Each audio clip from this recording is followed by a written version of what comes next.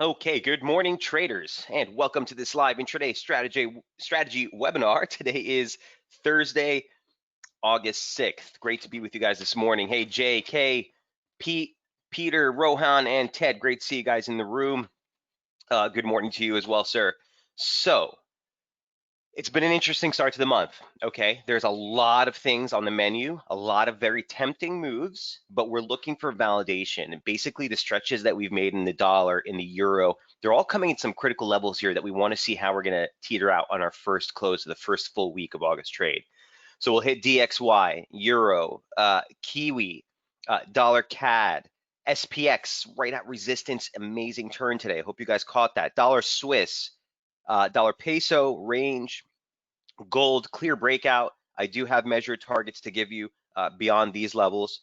Sterling, just below resistance. Dollar yen, just above support. Aussie, still holding or stalling rather near 7,200. So we'll take a look at all those setups. Any other trade setups as usual or questions, feel free to throw them on the message board at any time. Let's jump right in. Here's what DXY looked like earlier in the week. And here's what we look like now. So into the open, we were trading above this really nice, clean weekly opening range, just above a nice support confluence was 93.10, 93.21. By the way, 93.11 here was the exact 100 off the high. So if it was correctionary, you'd expect to see that kind of hold. It broke, but we haven't quite made it down towards 92.80. Okay, here's DXY now. Okay, the exhaustion trade is still upon us. The risk is there, but we haven't quite made the turn yet. Let me take you right back. Heading into tomorrow, obviously, guys, you do know tomorrow we have non-farm payrolls on tap. We also have Canadian employment numbers released at the same time, so sort of a big double whammy Friday. U.S. non-farm is supposed to come in somewhere in the range of 1.6. Unemployment expected to downtick to 10.5. So in light of some of the jobless claims we've been seeing, non-farm payrolls is going to be sort of a more of a validation of whether we are seeing that broader recovery in the labor markets. But here's the weekly chart, and here's what to look for tomorrow into the close of the week. 93.23 was the May 15 close low. It was over here. Okay, it's been a decent pivot in price, and we had the lower parallel on that. We were looking for a close there last week. It failed and closed above. That's why we started to look for exhaustion in the dollar to begin with. Here we are again. Here we are again. So look, I'm losing faith or efficacy in this 93.23 level, in that slope in general. Next downside is 92.28. That's the 2018 open. Resistance is still dead clear at 93.92, 93.88. It's the 618 of the 2018 rally, and it's 2016 low week close from way back here. It was a low week reversal close nonetheless. So that's still rock solid resistance. So that's sort of the range that exists right now, the main focus levels for DXY on the weekly chart. Okay, so we want to see where we close with respect to those tomorrow. Here's what the daily looks like. So even into the start of the week, man, it looked like last week we had rebounded with a nice reversal candle off of downslope support. Here's the monthly open, pump fake ahead of that slope. Again, that longer term pitchfork we've been following from 2017. Turned ahead of that, and here's the second drawdown. Technically, you're getting strong divergence, although again, the oscillator is below 30, so it's a weak reference point, but lower low in price, higher low in the oscillator. Where does that leave us? You know, with trades like these early in the month, it's still not outside the realm possibility for this thing to jackknife lower into that 92.28 level, then rebound. But at the end of the day, it still looks like a tired downtrend. Rohan is asking if the sound is on. I sure hope so, because I've been talking for a while. Guys, can I just get a quick sound check? Hey, DJ Joe, K.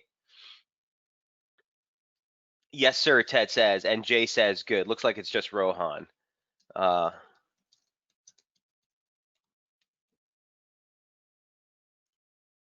Okay, thanks for that, guys. So, what was I saying? Broader picture, DXY is testing downtrend support. Treat it accordingly. If it's going to find some sort of rebound, some sort of recovery, these are the levels you'd want to look for. If you're holding short exposure into 92.28, this is the level you want to start to clean that up. Near term, still on the lookout for like downside exhaustion.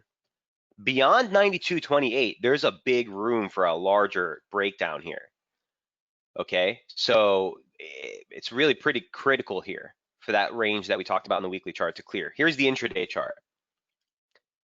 So there's the break early in the week. Pretty clean weekly opening range break to the downside. You look for a Thursday low. We just got a Thursday, Friday low. We just got a low.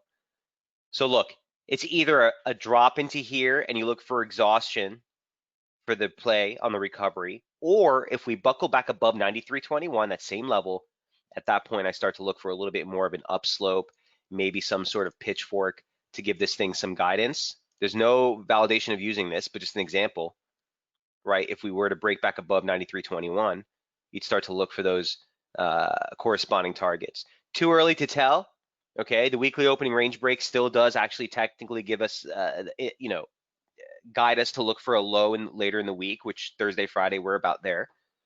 But that's my take on the dollar. You have DXY major event risk on tap tomorrow with non-farm payrolls and the employment figures here in the US. Might be the catalyst you need to get that final washout into 92.28 before the reversal. But a cautionary stance. If you're not already positioned, guys, on this, then you're sitting on the sidelines till tomorrow. Just as a side note, disclaimer, I was in a euro dollar short yesterday, dollar long. It paid out pretty well at first. I just lightened it a little bit, went break even, and then it went break even into the overnight trade. So I'm still on that same, lookout. And let's take a look at that right now. That's number one, DXY. Here's euro, number two. Let's take it from the top down approach. Here's euro first on the weekly charts. And here's what we looked like on euro here. His last update was on the 2nd. Okay, so into the start of the week, the weekly chart looked like this. And it's the same level in focus this week, 18, very similar to what we're looking at in DXY, right? Almost the same setup. The 618 retracement of the entire decline gives you 1823. The swing highs, okay, from late 2018, specifically in that September high, gives you 1815. You have downslope all the way back to 2008, right there as well. Intra-week, even upslope resistance is catching the highs. So the exhaustion trade, still the risk is here, prominently apparent in euro. All right, so that said, things to focus on in the weekly chart if momentum is able to close above 70, and we're probing there now, okay? That'd be the first break that since that 2018 high. And price is able to close above 18, that to me would certainly keep the long side bias in play into next week. If we close this week below 1823, momentum holds below 70, certainly would be supportive, again, of at least a near-term exhaustion. Don't forget, guys, we're still favoring the long side. This is a breakout trade, loving euro long term, medium term, near term. We're at uptrend resistance, and we're testing major downtrend breakout with that 2008 trend line. So pay attention. It's early in the week. You got non-farm payrolls on tap tomorrow. Look for indications. Look for clarity here on euro. Here's what it looks like on the daily chart.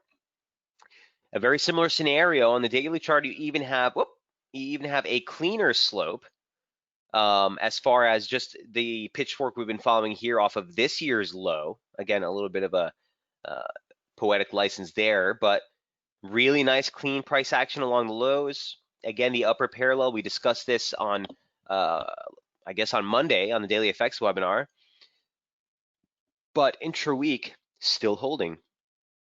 So you have the pitchfork resistance right here. You have basic up channel support, a parallel off the highs from June have governed this advance, still on a closed basis, been pretty rock solid. Strong divergence, higher high in price, lower high in the oscillator. So euro and DXY both showing very similar technical features heading into non-farm payrolls tomorrow. No surprise, DXY 60% weighted euro. But it's good validation, right? It's good validation. Euro at resistance, probing big resistance here. Even if we, this is the level to beat. This is the level to beat on a weekly close basis. Beyond here, 1961 is the breakout zone.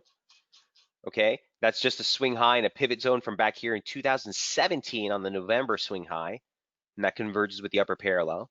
So if we break back above this, you look for acceleration. 2092 and 2145 are your next top side levels on a breakout in euro. Below 1822, okay, if we fail, you have weekly open support at 117.71. Near-term bullish inval now gets raised to 17. That's also the monthly opening range low. At this point, we can drop our monthly marker right into the open. All right. So nice objective levels. I like how clean this is, right? So I got, pushed out of that short yesterday, kind of aggravating, but here's what it looked like. Played it a little bit too close to the chest, but these are how you play these. And you're going to get stopped out of at a couple. I got no problem taking break-even stops all day. It sucks because you're not making money, but capital preservation is everything. So here was the entry yesterday on this exhaustion. Really nice tight stop. It was like a 15 pip stop against the high from last week for the month. On the pullback into the June 18 high, 1852, you stalled right ahead of that, right?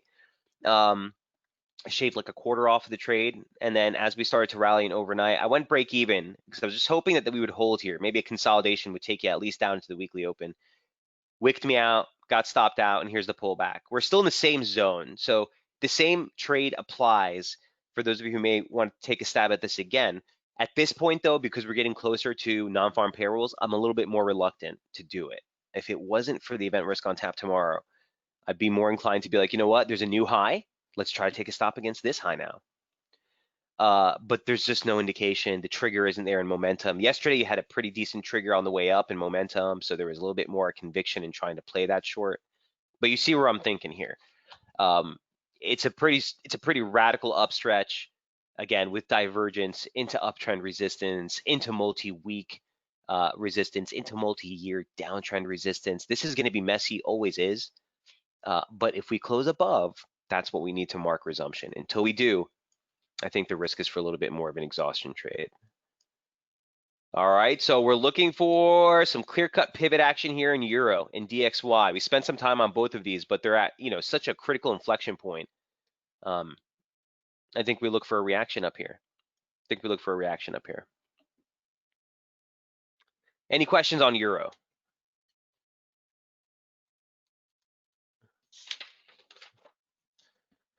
All right, Kiwi from last night. Here's what this one looks like.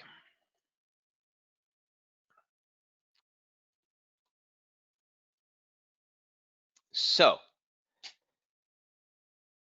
we had made a pretty big rebound. Kiwi's it's a trickster in disguise here. Okay, the pitchfork held. Our levels are on point. All right, it's just not able to gather momentum in one way or the other. So you'll recall earlier in the week, you can always go to the previous update. As we were heading into the open, we were looking at Kiwi, and we were saying, it broke this key support, this lateral level that we were looking at, but the break below basically made a false break of the lower parallel. So we were looking at this upslope, this pitchfork we've been following for a couple of weeks. This drop failed at 65.80, rebounded, another scarcity there, closed above. Then once we buckled back above this, you're looking for bearish invalidation. 66.62 is what we said, right? Well, we went for a test of it, okay? A couple of spikes above. And yesterday we were saying, well, if this holds, you're looking for a break below the weekly open, 66.28. We need to buckle below that to put this back on track. Look where the lows came in, guys. So if you had a short on this yesterday, I hope you did something down here because you tried it twice and it didn't break. So you came right into 66.27, right on the mark. I think it was like right on the pip, literally. The low was 66.28. Rebounded. It went for another attempt. that held, and here's an outside 2-hour reversal candle. So it looks like we may make another stab, another attempt at a push into that upper parallel, but the main focus is still for, the possibility for exhaustion here. Remember, we came off a big level. This is the 2019 open. Here's Kiwi on the weekly charts. All right.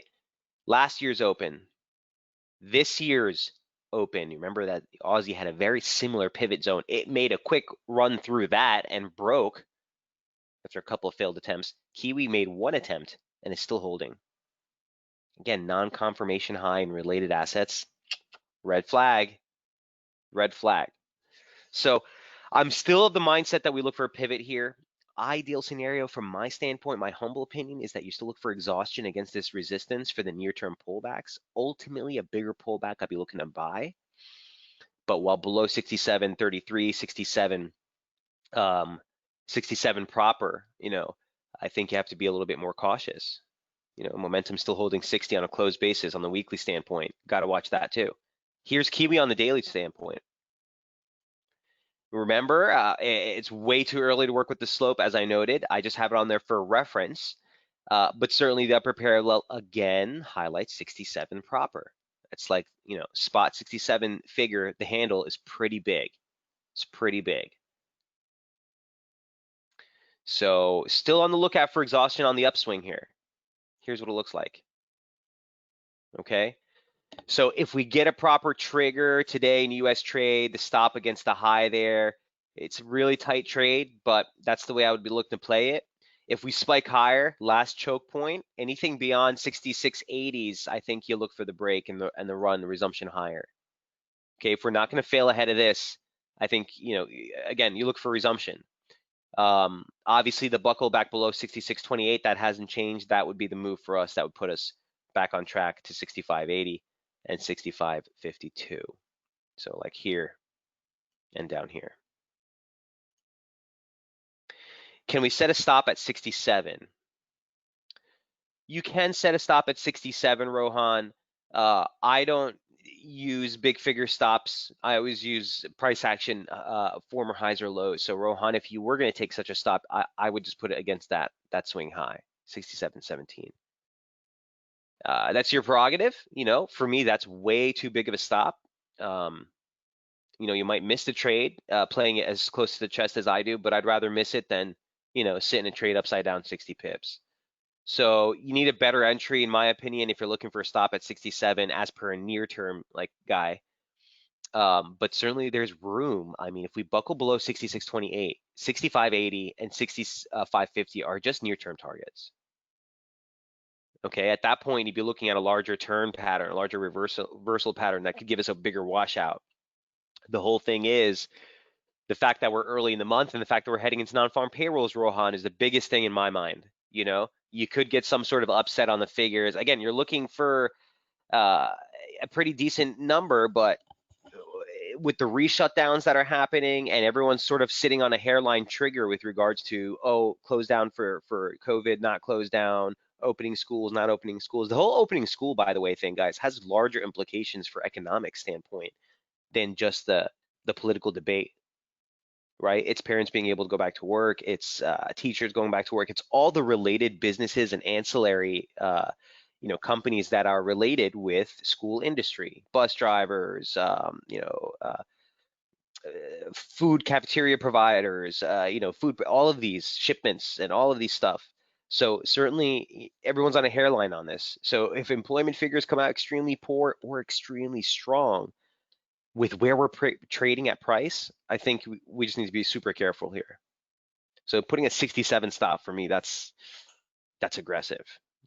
If we get the spike into 66.85, the upper parallel, that's a little bit more tolerable.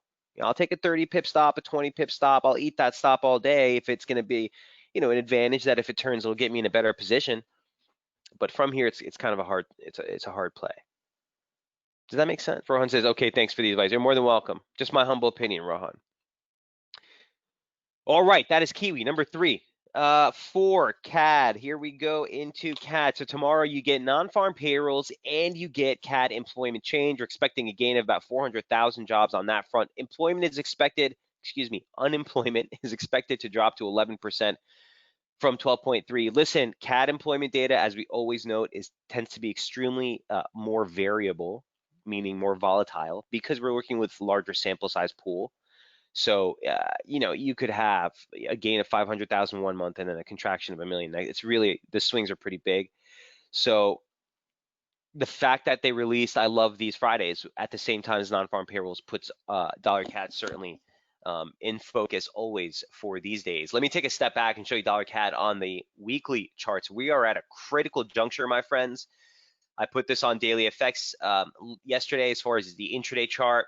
I put this weekly chart on a various other website, IG, yesterday, but certainly this is huge. Guys, this is the same chart we've been following for quite some time. Okay, here's dollar CAD as it stood yesterday on the weekly charts. This is a basic pitchfork extending off the lows from 2016 and 2017. The slope has been very fruitful. Okay, what is that? The 618 parallel catching resistance. 618 parallel offering decent pivots on the way up. Parallel support. Now it's been loose, right? We've probed below. We've turned ahead.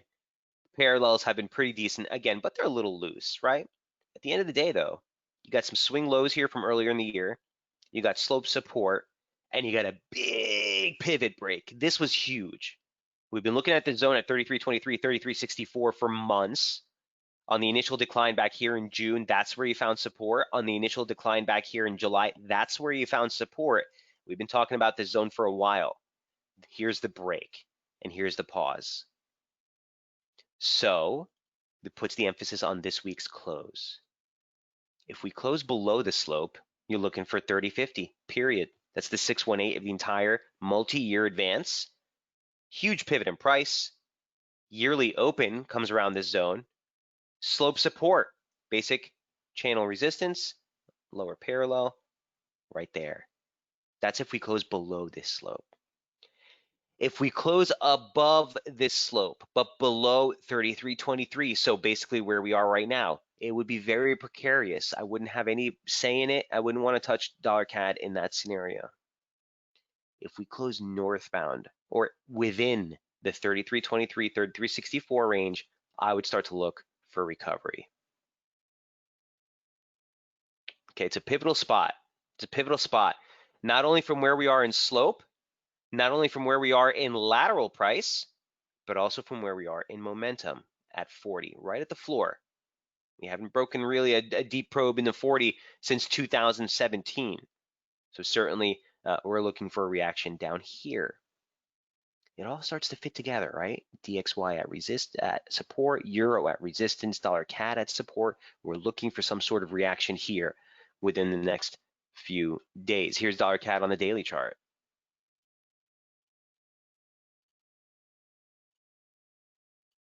Okay. Now on the daily chart, there's a little more room. Take into account, again, sometimes the scales will shift when you go from daily to weekly, but I've rebranded this a couple times to make sure the points are accurate. You got a little more room here, right? There's that low from February, it gives you 32. So intraday, intra-week, even if we were going to stab tomorrow, maybe get a volatile mismatch. Remember, on these double whammy Fridays, I don't want to say the ideal scenario because obviously employment, we want everyone's, the higher the number, the better from a moral standpoint, but the miss on one and a miss on or a beat on the other, the mismatch oftentimes can give you a really nice play on these. So maybe one last stab into 132 and you look for a failure, might be a nice exhaustion point to try to fade for a recovery. But at the end of the day, if we buckle below this, you're looking for 31.50 and you're looking for that lower parallel, 31, 30.60. It all is variable. It's all dependent on what we do here. Okay, monthly open, August open resistance 134, nice round figure. That's the monthly open objective level. If you take just a couple of pips higher, you actually get the low day close from back here in June. So a nice zone of resistance. And I'd mark that as my near-term bearish inval. If we get through that, I think you look for larger recovery. But right now, the focus is either on a spike exhaustion into this zone, 32, or a buckle and recovery back above 32.20 I think you look for the larger recovery. Here's the intraday chart. So again, you can envision a scenario where we kind of wash out one more time into 32. Look how clean that pitchfork is. Okay, here's dollar CAD as it stood yesterday. So we made the rebound. This is kind of holding. As I was saying, here's your initial resistance, sort of ideal scenario for an entry to move back down. Looks like we're turning just ahead of that. But if you get the probe, look for a reaction there. And then this again is where I look to for a more prominent reaction, specifically if we get there today or tomorrow into the non-farm payroll read. So dollar CAD, no positioning for me. Again, humble opinion personally right now. But I think you get a more definitive move here as we open up the month, get a little bit more price action. Huge levels, huge levels. It's just that it's quite stretched on the downside, but you're testing multi-month uptrend support. Look for a reaction down here. Questions on dollar CAD? Big day tomorrow with NFPs and CAD employment. All right, we're going to take a little bit of a step sideways here, and I need to talk about SPX. Where are my spoos, guys? I see Pete K is in the house. My other two Petes aren't here today, but for some reason, all the Petes in SB love spoos. Here's SPX. What a spot. What a spot. This, I haven't changed anything. This is the same exact pitchfork that we looked at on Monday. Man, oh man. I mean, the level was 33.37. Here's, I mean, we could take a step back even as far as the weekly charts. We haven't done this in a while. Here's SPX on the weekly charts. Again, we take a look at this in log formation. The level here that we had highlighted was 33.39. That's the high week close for the year, which inherently means the record high week close for SPX, right? Pitchfork resistance on the upslope. If we were to drop this completely, pitchfork resistance on the downslope. Okay. Look for a reaction here. Look for a reaction here. It's the weekly chart, right? Momentum. We haven't closed yet, so we haven't gotten a clear break above 60, but here it is. Intra-week, if we probe 60 and then we close below, that's your hallmark. Again, possible exhaustion. Now, I highlight all these things about SPX coming into resistance and us coming into a big level, not necessarily to prompt you guys on this short, but to prompt you to look for a reaction here. With the fact that SPX and prices at these levels, a couple things to keep in mind, guys. We're on, again, everyone's on a hairline trigger waiting to see if we get the added stimulus from Congress. That's in debate right now. You're getting Dems saying this, Republicans saying that. I don't care from the political standpoint. I don't give a damn. I'm waiting for the news, whether markets are actually going to take that with solace. That could be the catalyst to get the break, which means if we buckle above 33.39, we should see acceleration. We should see acceleration. That's uptrend resistance and downtrend resistance. If this breaks and closes, again, you should see acceleration. Your basic record swing highs would be your next level at 33.97. But weekly, look for something there. Daily chart looks like this. You could see, again, tomorrow. I say that, that weekly chart is bringing that up because, again, tomorrow you have non-farm payrolls. We're waiting to see if Congress comes out with another stimulus package. A probe higher here. Well, 33.67 is the high day close record. Again, slope resistance right there. Upslope resistance. This is basic uptrend support. This was a parallel. This was a parallel. One touch, two touch, three touch. It's right there. Intraday looks like this. And this is why I loved this initial move here. I don't know if this is the high, but the actual January high is 33.37. This is the pitchfork we've been watching since the beginning of the week. Held like a charm. This was almost mind-boggling that the median line held so clean. Little messy on the approach yesterday. Push through, push through, push through, right? Here's the pullback. Still think that's a near-term resistance range to watch. Near-term support 33. A break below that, I think you look for the recovery. Okay, or the reversal rather, the correction. If we hold above 33, a pop above 33.37, and then you're looking for that 33.67 level. Okay, now what that purple slope indicates to me is that you still probably get the 33.67 tag, but before that, you probably go lateral for a little bit, maybe sideways, maybe even a drop into 33, and then recover. You have so much slope confluence there that in time, I kind of think that kicks out, right?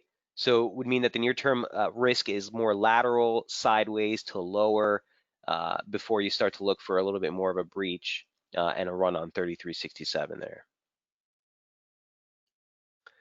So that's my thought process here on SPX, at least on this initial near-term levels. Any questions on that? No change to any of the levels from earlier in the week.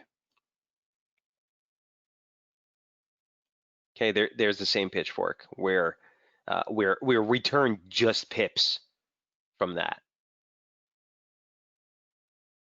All right, 32.81 now near-term bullish inbound.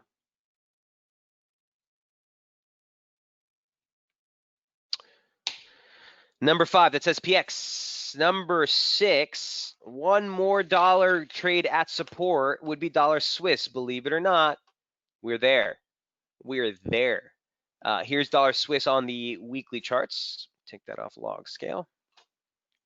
Level and focus is 90.91 to 90.80. It's a level we've talked about for quite some time. Longer term fibs.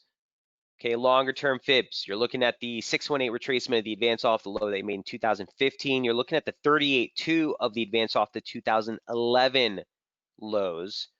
You're looking at the median line for pitchfork off the 2016 and 2019 highs. There's a lot to look at here. There's a lot to look at here. Now, from the weekly standpoint, if we close sub 90, 80, momentum closes sub 30, you're looking for the accelerated move and the breakdown and deterioration down towards 89.31. That's on a weekly standpoint. That said, we are at support. As it stands right now, we're at support. And on the weekly chart, we're at support.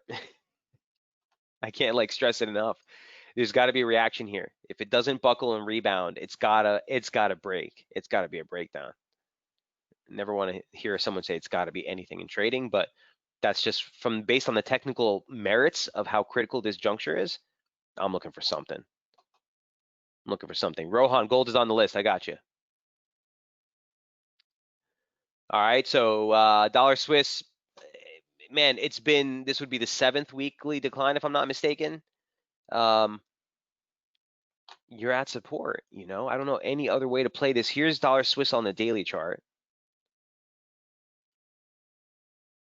And again, just to put things in perspective, there's a lot going on here, but that 38.2 long-term, that 618 long-term, the May 2015 swing low is right there. Even on the near-term pitchfork, just off the highs from 2018, 2019, right? Upper parallel resistance, median line support, obviously the, March massacre, median line break. Here's the 25% parallel on a closed basis held, on a closed basis, we're there right now. So look, if this is a break of down channel or pitchfork support, we tested it as resistance. The break here, like I said, should see acceleration. 90.22, 89.30, next downside targets. That said, we can't do anything well above 90.80. That's support. Period. End of conversation. Exclamation mark. Here's your monthly marker and open for August.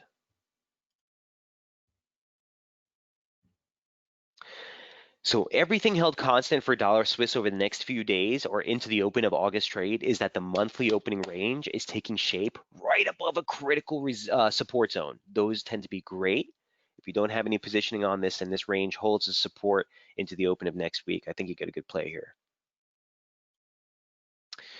Okay, and a quick look again, dollar Swiss on the near term chart. The same pitchfork that we were kind of playing around with is still in play or still holding,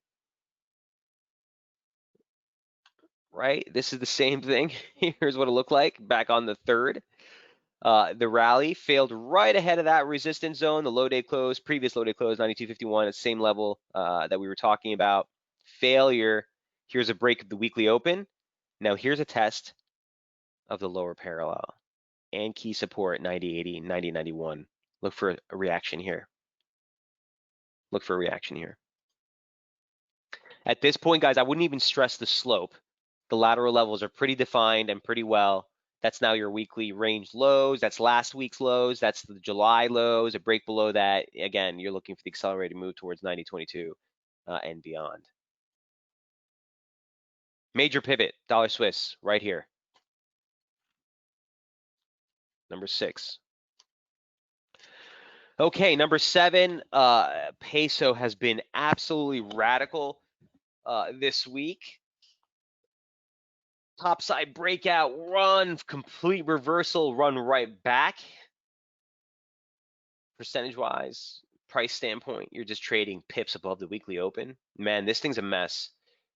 Here's dollar or here Mexican peso, dollar Mexican peso on the daily chart. The only thing that I'm focused on is range, and that's all I have here in my notes.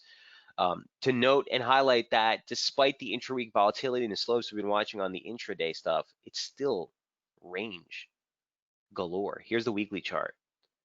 Nothing to write home about. Even if you were looking at these last couple of weeks as sort of consolidation and you thought that this was the breakout, well, this kind of refutes everything if we close back here, puts us right back into consolidation range. If you take a step back and you're saying, well, Mike, I don't even think this was consolidation. I think it's a clear-cut range. Well, that's even worse because now you're right in the middle of a massive range. So there's not really much to write home about momentum flatlining right around 50. Peso's kind of losing interest here. That said, the longer these ranges hold, the more prominent and the clearer the breakout will be. Here's your monthly open marker.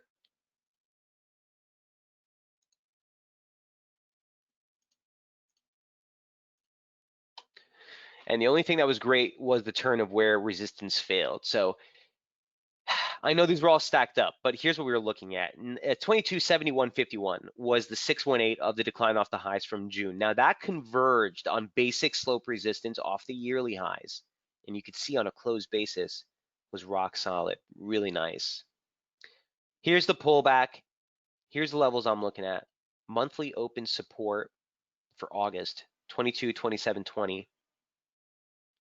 And then just lower is this key support zone. Now the key support zone, which was last month's opening range lows, that was a trickster and a half. We closed a daily close below it, sat there for 4 days, and then buckled right above. So I'm losing efficacy. I'm losing conviction on this support range. Focus on this month's opening range break. I think if you break the range lows, you look for a sail through lower. That said, this rebound begs a larger pump, I think, and that's my concern. Here's dollar peso on the intraday. So the levels that we were looking at for peso earlier in the week, like this, I ditched this slope, okay? A little too messy. We broke the highs. We literally went right for a break, failed right ahead of that last target at 2294.67, and then buckled right back below.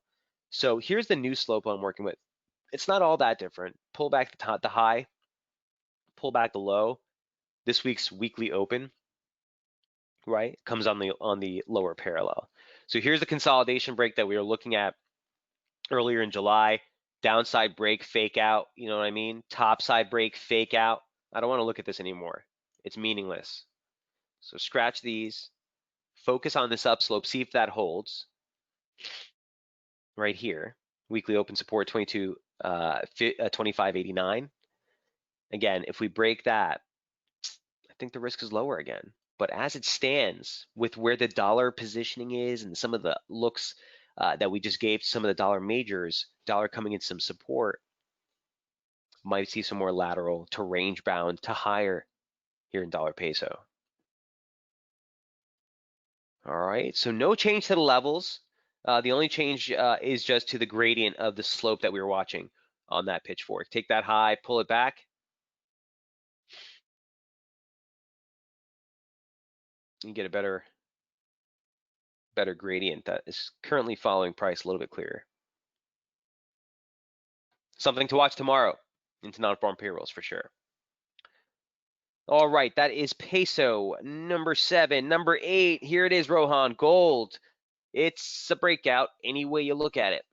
All right. What do we do with breakouts such as this? Well, my friends, there's always a solution from the technical side. Here is gold on the weekly chart. I haven't mapped out the breakout targets here because we're using much more near-term price action. So I just wanted to highlight again the technical tendencies that we always look at. A break of upslope resistance, sharpest part of the rally.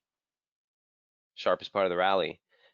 This is a multi-year pitchfork we've been following. That break that we made in July has just been phenomenal.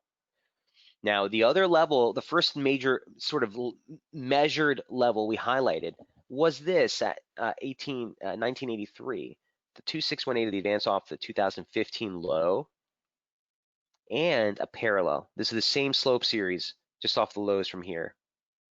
Parallel, parallel, parallel, parallel, off of a major yearly high, converge there. That's where we closed last week. That's now key support. Bullish invalidation 1983. Write it down. Okay. On the daily chart, here are the measured moves that I've come up with beyond this region. So, excuse me, just within the confines of this year's price action, you look for a measured wave pattern off the lows. So if you take that March low, the subsequent high in May, the subsequent low in June, the 138.2 comes in right around 2104. It's your next upside resistance zone. Beyond that, the 1618, okay, of that same move, the yearly range taken into consideration of the break, gives you 2179 as subsequent topside targets here for gold. Again, 1983, 1984, that same level in the weekly chart, that's going to be key near-term support. Bullish inval, I would like to put it at the weekly open, which is just below that. Excuse me, the weekly/monthly open. Okay, that's right there. That's 1974. That's this zone here. Bullish inval. Anything beyond that, you're risking a dump like past 1876. So levels to map out. Here's what it looks like on the intraday. I have it at near-term slope resistance. I know it seems kind of crazy to say that, but guess what? This slope has actually still been holding, okay? So bullish inval, slope resistance, breakout targets 2104. Again, 2179 is a bigger level on the upside if this breaches, but precise targets on the near term. Instant resistance, still the measured move on the way up that we were looking at. Now support 2032.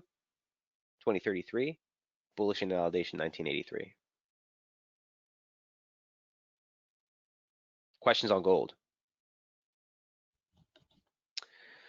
Rohan says, tempted to short, keen to understand near-term resistance and stop level. So I can't advocate for the short, Rohan, although I'm with you in that I'm tempted to do so. Temptation's a dirty thing, Rohan, in trading. It needs to be based on technical merits. It needs to be based on what you see in price action and observations made in an objective manner.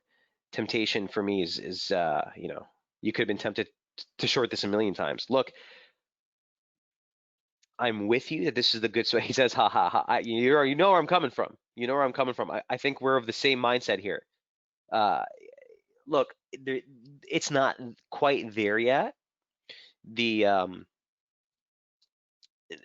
no signals in near-term price, but yes, I would be tempted as well. Here's what I would say.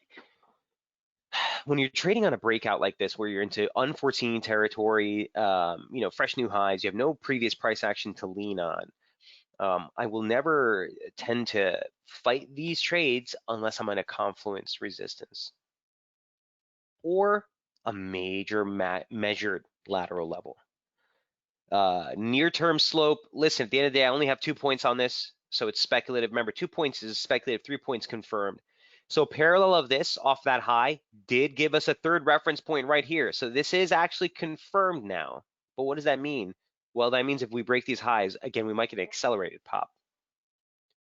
You take that into account with what's happening on the thematic fundy side of things, which is what I like to call the economic docket. Okay, you have non-farm payrolls on tap tomorrow. You have Congress voting and trying to get something resolved with regards to another aid package. And we're still considering this is thin liquidity, sort of holiday trading months.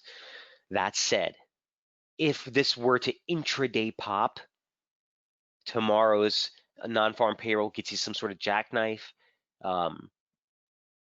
Failure here or ahead of here, something like this, and a failure ahead of there would give me a trade to trade against, a high to trade against, Rohan. But ahead of the news data and ahead of the fact that you're in a straight breakout, you're still in overbought territories on near term, you're still in overbought territories on long term, trying to fight this, brother. It can be a very painful experience. So I just want to caution you. Just want to caution you. Questions on gold. The levels are clear. Wait for them to come into play. 21 would be a nice choke point if we spike higher. If this high holds right here, if we get back below 2033, it's near-term support. Yeah, at that point you have a high to trade against. But be careful. He says, got it. Makes sense. Right on. Right on. Okay, that is gold. Number 8. Number 9, sterling. Who's trading cable up here? Again, one of those trades where the breakout is underway. You're not quite at resistance. Remember the February lows, 32.50 is a big zone of resistance. Sterling's one of those trades where, again, it's kind of just exhaustion on the long side. If you're holding longs, again, my humble opinion, I would just be holding on to them, shaving off a little off the table. It's at break even or better. But your big levels are just higher. You have that swing high, which we have on the daily chart, but you have the objective yearly open at 32.50, the 100 off the low, just higher into the 33s. This was a big breakout. So ever since this breakout, this is your first level at 30.70. We're kind of choked there last week, but here's this week. You know what I mean? Upslope resistance. Could we hang up here? Yeah, it could get a hang up here, but watch the weekly close. Here's sterling on the daily chart. This was a big zone, 30.60, 30.97. Yesterday technically was the first daily close above that region. Keeps the focus on this key zone now. The objective yearly open, 32.50. Again, 32 swing highs that we made back here in January. The swing highs back in March, if I'm not mistaken, right? Big zone, median line. Big zone, 32 and 32.50. So again, first 6 days of the month, you're marking divergence, albeit into overbought territory. Here's the intraday chart. You're in just beyond a zone of resistance that you'd look for a choke point. Again, sterling, I love it on the long side, longer term, near term, 32, 32.50. I think you watch for resistance here. Okay. Again, it's one of those trades where you're in a strong uptrend. So if 32.50 buckles, I think you see acceleration. But below this zone, the immediate upside bias, the immediate advance, I think is still at risk. Whoops. Why did my pitchfork move? Sorry about that. Make sense, guys? So no change to any of those levels on sterling.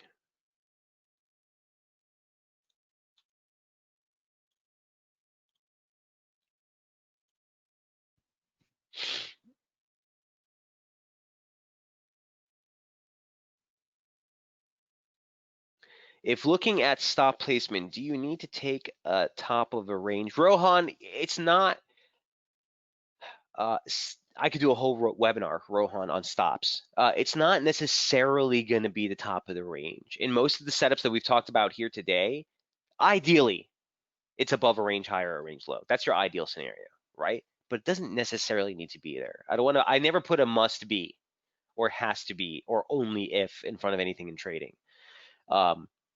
It's the technical merits, right? If a high and low is there as well, great. But like, I don't have an example here to show you, but for example, if this were to break down, right? I'm just using this as an example. If we were to do something like this, right? And let's say this breaks support and moves down below the opening range lows for the week, and you're in a short, the stop on something like this doesn't have to be necessarily against the swing high. It could be against that same pivot zone, right? So if you're trading this short and this breaks and you're trading the stop would be the reversal on that zone. Now that's if you're already in a trade. On re-entry or on initial entry, I should say, yeah, you have to look for a confluence zone. Ideally, a swing high or swings low is there for the range, but it doesn't necessarily need to be there. It needs to be more of the technical merits. A lot of times, it's just going to be the swing high and swing low. Does that make sense? Hope I didn't confuse you. But a quick question there. So that's my idea here with Sterling. I think, again, you look for a pump into this zone, look for possible failure. Anything 3250 on a closed basis keeps the focus higher. But I think the initial advance right here, you're at risk into 32 rather, 3250. Okay, got to pick up the pace here a little bit. That's number 9. Number 10, dollar yen and Aussie are our final two. Here's dollar yen. He says, oh yeah, against the swing high. That's the ideal scenario. Yeah. So here's dollar yen. I've been looking for support, an entry on a long side trade for dollar yen ever since last week. Here's what dollar yen looked like into the start of this week, right? Sort of right into the start, my first focus was look for a reaction here and look for entries for a pump higher, either in 105.20 or 104.46. So you got the resistance essentially hold. It was messy, but you got the resistance hold. You haven't really gotten a pullback into initial support. So I'm still, thinking downside exhaustion into that slope into 105.20s for a move higher. This looked to me like a 5-wave advance, which means this should be, sort of somewhat corrective on the pullback.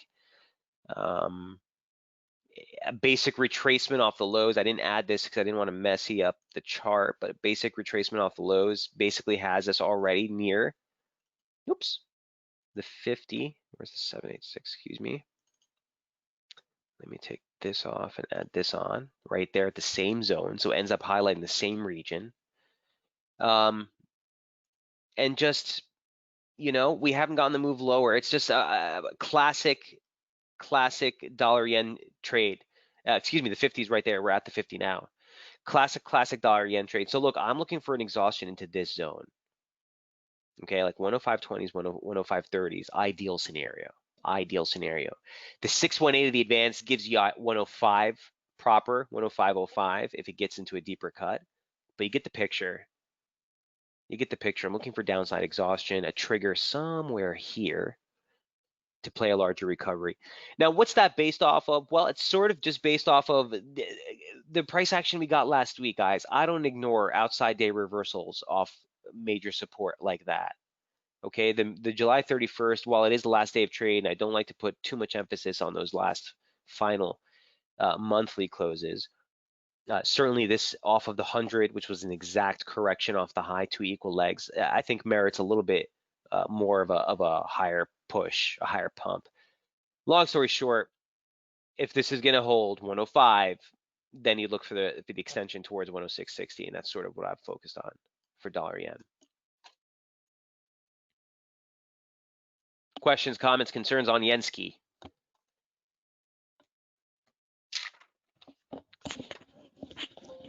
Okay, last but not least, Aussie dollar, very similar to what we're looking at with Kiwi. The whole idea is, are we getting topside exhaustion or not? Levels haven't really changed, but then again, the trade's been kind of dry this week. It's been dry for us because we've been looking for sort of the exhaustion pullback. It started off the week, turned right ahead of slope support. We didn't even make it into upper parallel. We're basically failing at the highs again. Here's the pullback. Look, all things held constant, it's still in the uptrend. It's still constructive. Okay. That being said, we're just heading into some, resistance that I don't really feel comfortable trying to buy into. Here's Aussie on the weekly charts. We've already made a 1, 2, 3, 4, 5, so what, 7-week stretch higher. Yeah, I'm not going to buy up here. Just not going to do it. The fact that last week we failed right at that 618 was what had me looking for the exhaustion. Now we took out last week's high, but here we are. What the heck is that? I think Aussie for me, guys, is a hands-off trade. I love Aussie. The trade probably I've been more involved in most out of in my entire career. I just don't like it here. Put a pistol to my head. I'm looking for topside exhaustion. From a positioning standpoint, you could still pump into 73 and exhaust up there. So I'm not going to try to fight this one. I'd rather take my odds on euro dollar with where that's trading. So if you're looking at a dollar long positioning, that might be a decent position. For Aussie, it's either got to be a break higher and a failure ahead of 72.90, like here for an exhaustion trade, or a break below the April open 71.20s, this week's open, slope support that to put me on the corrective stance. I just don't have any merits here right now to try to fight this. Maybe something like this if we were to hold, but it's just too early. It's just way too early. So Aussie trading into resistance, looking for exhaustion. I think of the two, Kiwi's a little bit cleaner, right? Because that actually made a big tag of resistance right last week. And on the near term, Kiwi's kind of holding this thing. So I think of the two, you're better off taking a stance and kind of poised out, camping out here on Kiwi. That said, that is Aussie. Right on time, 9:29. I got to run, guys. Any questions or trade setups that you want to review, let me know now. Otherwise, we're going to go ahead and wrap things up. Best of luck trading tomorrow. Watch non-farm payrolls and CAD employment, the dollar CAD type combo, and any of the CAD crosses, to be quite frank, will be on the menu tomorrow. Dollar trading in some pretty major positioning. Keep your eye on DXY. If we get that last stab into 92.28, a lot of these setups that we talked about today, guys, do have room for that last exhaustion dollar push lower. Okay, even the DXY, right? Maybe one last pump into 2018 open. Even euro, maybe one more pump into the 2018 open into a 1961. But the basic premise is we're looking for exhaustion and see if these turns, these limits in the DXY could finally give us a little bit of an exhaustion. Best of luck trading tomorrow. Non-farm payrolls. Have a great weekend, guys. Jay, same to you. Rohan, thank you. Kay, Ted, Pete, DJ, have an awesome weekend, and I will see you guys on Monday for the free session on Daily FX, and right here on SB on Tuesday and Thursday. Cheers, guys.